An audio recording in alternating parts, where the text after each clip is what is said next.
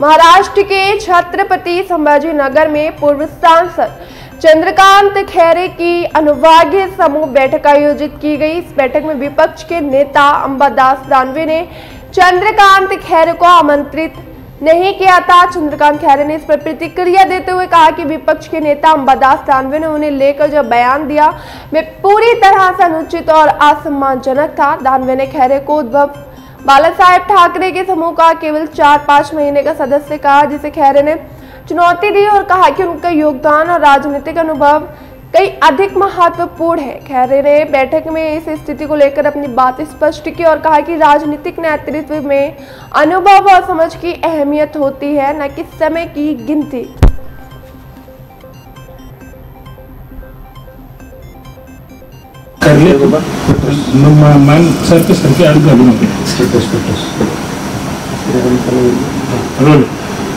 खैरे साहेब, काल तुमचा शिवसेनेचा मेळावा झाला, मात्र त्या मेळाव्यातून बातमी अशी समोर आली की तुम्ही त्या मेळाव्याला दांडी मारली।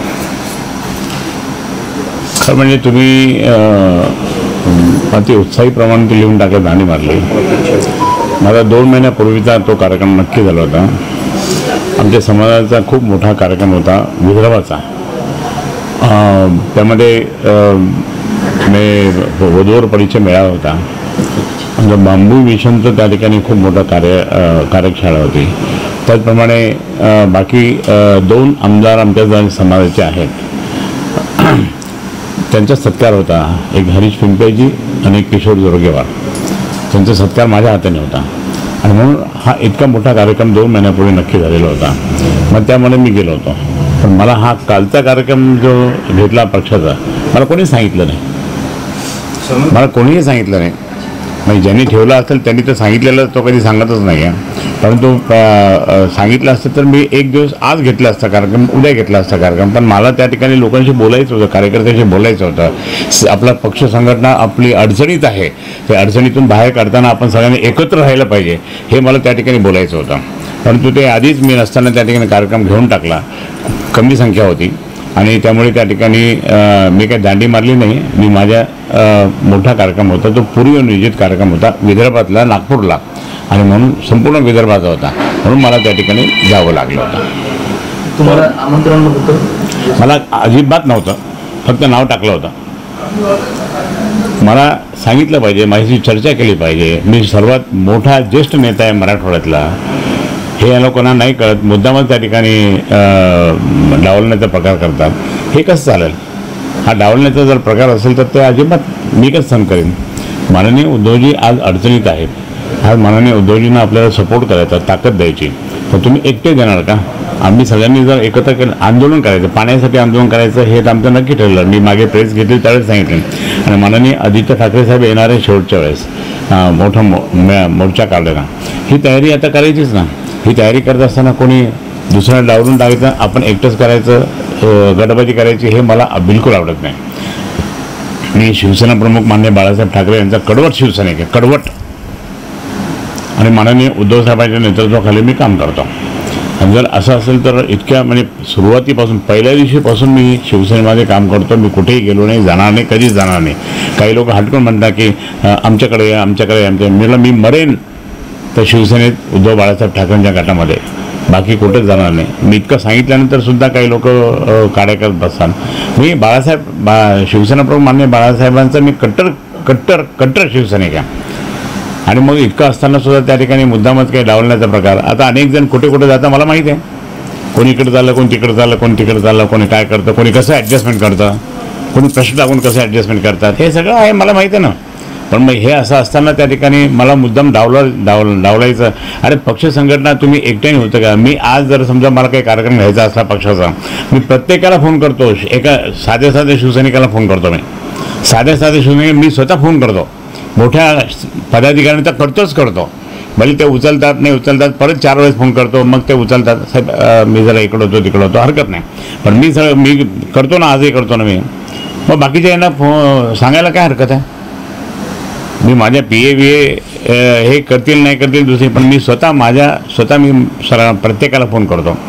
आता इतकं असताना सुद्धा पक्ष त्या ठिकाणी एक तर अडचणीत आहे आणि असा पक्ष मोठा करायचा, एकत्र राहायचा, ते दिलं सोडून आणि आपल्या स्वतःच करतं हे मला आवडत नाही. स्थानिक स्वराज्याच्या निवडणुकीच्या तोंडावर अशी गडबाजी होत असेल तर नाही स्थानिक नाही ऐकून घ्या ना, मी पहिल्या दिवशीपासूनचा शिवसैनिक आहे.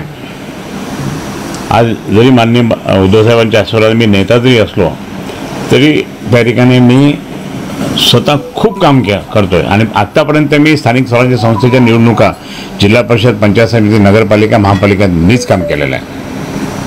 आत्ता ठीक आहे, आता येतात लोक ते पाहतात, परंतु त्या ठिकाणी आम्हीच काम केलेलं आहे पहिल्या दिवशीपासून. 1988 पासून काम केलेलं आहे. त्यावेळेस मी शहर प्रमुख होतो. मग हे काय, हे माझा पक्ष मला वाढवायचा, मग टिकवायचा आणि मोठा करायचा. आता इतकं अडचणी आली की इतके जण फुटून गेले, रोज काहीतरी नाव व्हायचं. कोणीतरी इथे काल परवा आम्ही जे आमच्या नेत्यांच्या बैठकीमध्ये एक उपनेत्या एक आली होती, ती सुद्धा काल गेली. म्हणजे काय चाललं, उद्धव साहेबांना तुम्ही सोडून जाताय, बरोबर नाही आहे. उद्धव साहेबांनी तुम्हाला किती मोठं केलेलं आहे हे का ना. आणि उद्धव साहेबांना त्यांना काही वाटत नसेल का की बाबा हे काय चाललं म्हणून, पण आम्ही त्यांना सपोर्ट केला पाहिजे, ही भूमिका माझी आहे. अंबादासांनी असं म्हणाले की आम्ही त्यांना सांगितलं होतं पत्रिकेत. नाही, मला सांगितलं नाही अंबादास दानवेनी. स्पष्ट सांगतो मी उद्धव साहेबांना सांगणार आहे. आता मला अंबादासनी सांगितलेलंच नाही आहे. तो अंबादास दानवे स्वतःला असं समजतो की बस तो आहे तो सगळ्यात मोठा. किती 2-4 महिन्याचाच आहे तो, आता जाणार आहे. उद्धव साहेबांना तक्रार करणार आहात तुम्ही? मी करणार तक्रार, मी सांगणार. मी परवा मिटिंग आमची त्यावेळेस सांगणार मी.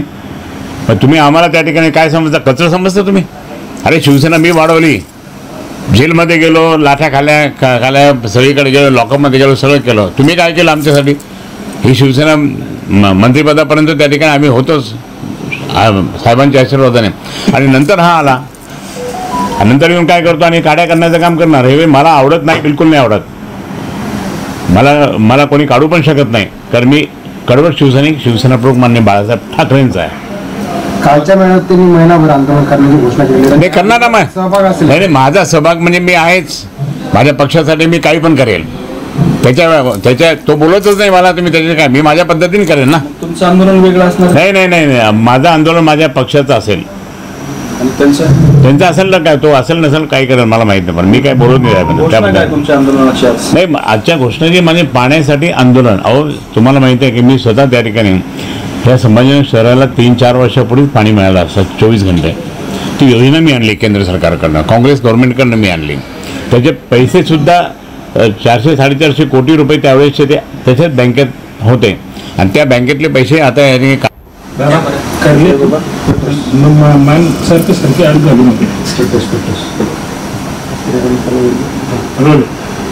खैरे साहेब, काल तुमचा शिवसेनेचा मेळावा झाला, मात्र त्या मेळाव्यातून बातमी अशी समोर आली की तुम्ही त्या मेळाव्याला दांडी मारली. खरं म्हणजे तुम्ही अति उत्साहीप्रमाणे ते लिहून टाकलं, दांडी मारली. मला 2 महिन्यापूर्वीचा तो कार्यक्रम नक्की झाला होता. आमच्या समाजाचा खूप मोठा कार्यक्रम होता.